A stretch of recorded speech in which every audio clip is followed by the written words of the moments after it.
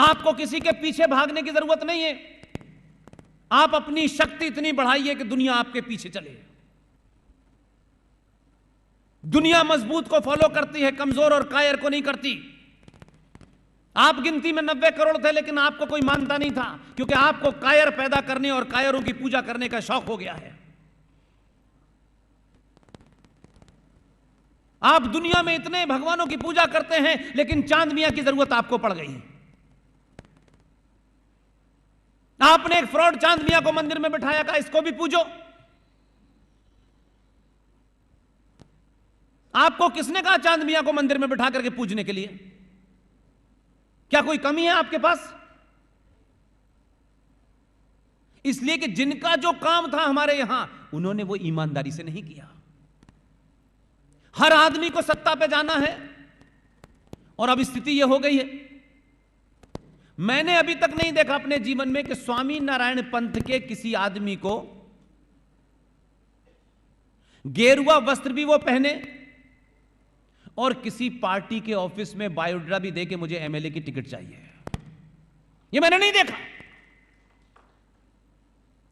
इन्होंने मजबूरी में, बेरोजगारी की वजह से, किसी से गुस्से के कारण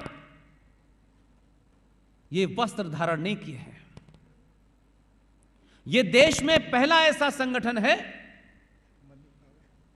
कि बड़े बड़े आईआईटीएन भी छोड़ करके वस्त्र पहन लेते हैं ये वाले।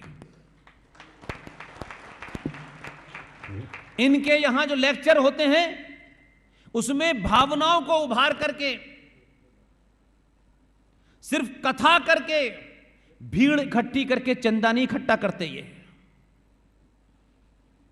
इनके जितने भी स्कूल हैं, उसमें आधुनिक शिक्षा दी जाती है, लेकिन संस्कार सनातन के देते हैं। हमने बहुत कुछ करा, लेकिन हम ईमानदार नहीं हैं। इसलिए आज दुनिया में एकमात्र राष्ट्र है, ये दुनिया का एकमात्र राष्ट्र है जहां 90 करोड़ लोग न हिंसा में विश्वास रखते हैं,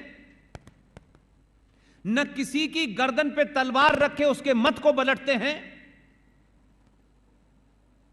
उसके बावजूद भी, क्योंकि आप लालची हैं, आपको समाज के ठेकेदारों ने लालची और अपंग बना दिया है। इसलिए आपके अंदर आत्मसम्मान समाप्त हो गया है, और उस आत्मसम्मान समाप्त होने के कारण आप शत्रु का बोध खो बैठे हैं। इसलिए आपको शत्रु बोध ही नहीं है कि आखिर आपका असली शत्रु है कहां। और इन दलालों ने असली शत्रु का बोध न हो तो कभी इधर, कभी उधर, कभी इधर इशारा करते रहे। इसलिए आप आज तक इन 70 सालों में आप न तो संस्कृति बचा पाए, न अपने देश की सीमाएं बचा पाए, न अपनी शिक्षा बचा पाए, न अपने संस्कार बचा पाए, न अपनी मान्यताएं, परंपराएं, सरोकार कुछ नहीं बचा पाए। इसलिए कि आप समझते हैं आपका काम कोई दूसरा करेगा। चाटुकार तो बहुत पैदा किए हमने, लेकिन सुभाष नहीं पैदा किया,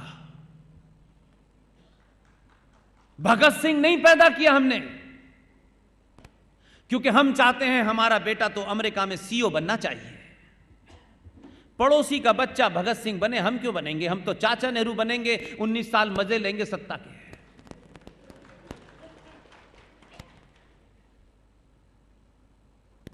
इसलिए समाज को वही लीडर मिलते हैं जो समाज होता है। लीडर की गलती नहीं है। लीडर के पीछे अगर 2 रुपए किलो चावल वाली भीड़ खड़ी है तो फिर उसे उसी तरीके से हैंडल करना है। इसलिए फिर वो राम मंदिर की नहीं सोचता है, कहता है इनको 2 रुपए के लिए चावल भी देना है, पेट्रोल भी सस्ता देना है, तो राम मंदिर बना के करूंगा क्या? ये तो कमजोर और डरपोक लोग हैं। इसलिए आप बदले तो दिल्ली की गद्दी बदली, तो दिल्ली पर बैठने वाले लोगों को यह अंदाजा है कि समाज मुझसे अब चावल फ्री के नहीं मांग रहा है। यह कह रहा है कि हमने 10 साल के लिए अपने सारे स्वार्थ और लालच को पोटरी में बांध के लटका दिया है। हमारा एक ही स्वार्थ है, यह रहेगा और यह हमेशा रहेगा, वो यह है कि राष्ट्र बचना चाहिए। और राष्ट्र क्या है? यह राष्ट्र को कौन बचाएगा? आखिर राष्ट्र की परिभाषा क्या है? हम किसे राष्ट्र कहते हैं? यह देश और राष्ट्र में फर्क क्या है? यह मैंने कभी नहीं सुना जुमला आज तक। हम समझते हैं सरकार बना देना, सरकार में कुछ लोगों को बिठा देना, संविधान में कुछ अमेंडमेंट करा देना, यही राष्ट्र है। यह नहीं है। इसलिए हमारे बुद्धिजीवियों को जो काम करना था, जो ठेका लेके घूम रहे हैं कि हम ही बुद्धिजीवी हैं, हमें हर बात का इल्म है, और उन्हें किसी बात का इल्म नहीं है। देश क्या होता है? देश एक जमीन का टुकड़ा होता है। उस जमीन के टुकड़े की रक्षा करने के लिए सेना होती है। उस जमीन के टुकड़े पे व्यवस्था चलाने के लिए संविधान होता है, संसद होती है, न्यायपालिका होती है, पुलिस होती है। उस देश को चलाने के लिए जिस जिस चीज की जरूरत होती है वो किसी नियम से बंधी होती है। वो नियम गलत हो, सही हो, अमेंडमेंट हो, वो एक बात की बात है, लेकिन देश संविधान से चलता है।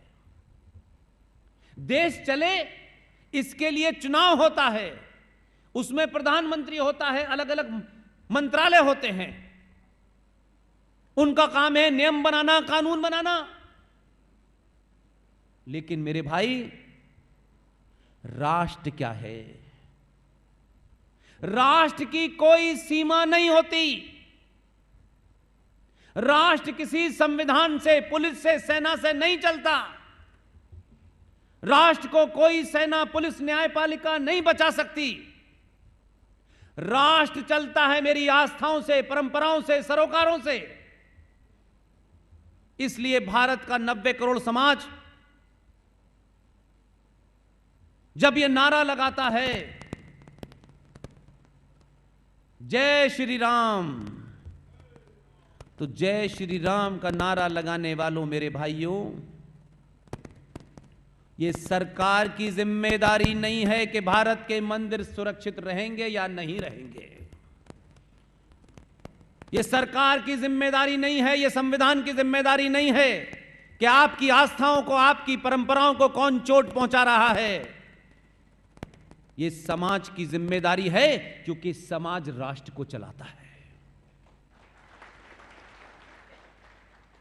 और एक कमजोर, एक डरपोक समाज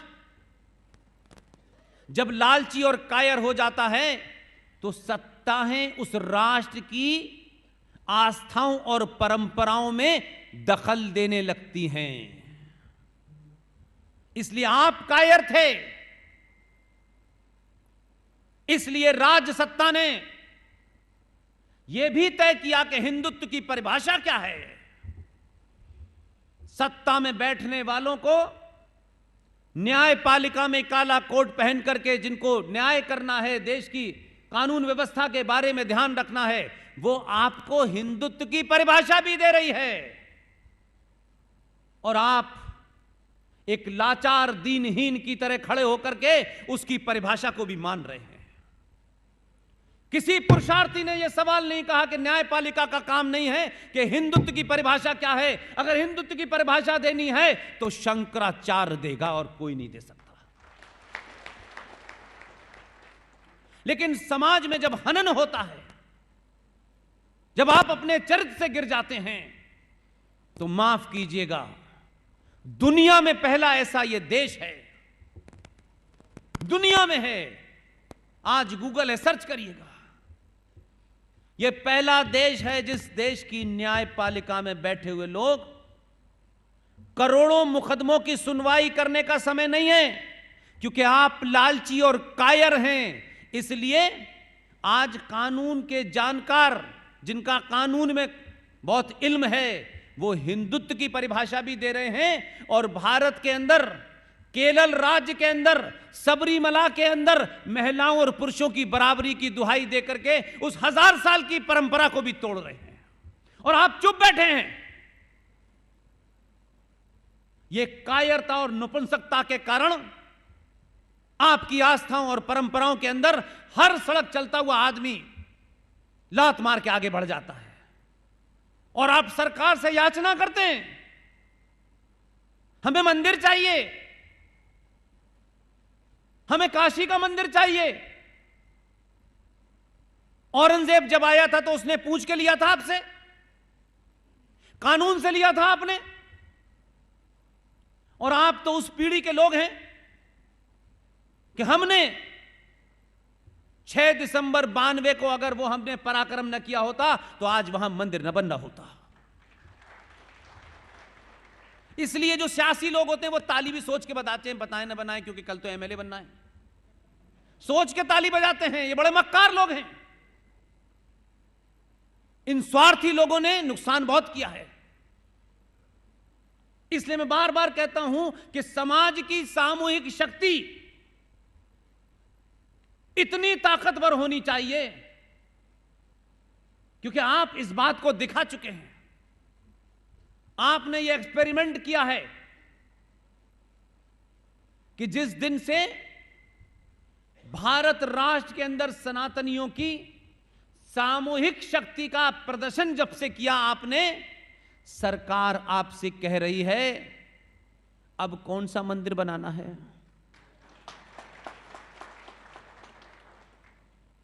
क्योंकि आप स्वार्थ से ऊपर उठे और आपने एहसास कराया कि जो सड़कें हैं ये तो बहुत साल से बन रही हैं, और अगर नहीं भी सड़कें होंगी तो भी हम बेसड़कों के रह लेंगे, क्योंकि जो राष्ट्र अपनी संस्कृति के बगैर होता है वो हवा में होता है और कुछ नहीं होता।